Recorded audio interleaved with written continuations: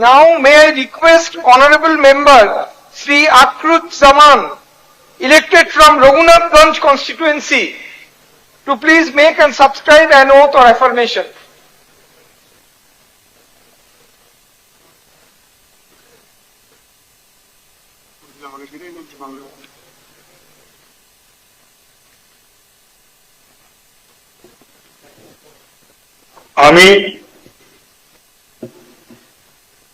আমি আখরুজ্জামান পশ্চিমবঙ্গ বিধানসভার সদস্য নির্বাচিত হইয়া ঈশ্বরের নামে শপথ করিতেছি, সত্য নিষ্ঠার সঙ্গে প্রতিজ্ঞা করিতেছি যে বিধি দ্বারা স্থাপিত ভারতের সংবিধানের প্রতি আমি অকৃত্রিম নিষ্ঠা ও আনুগত্য পোষণ করিব।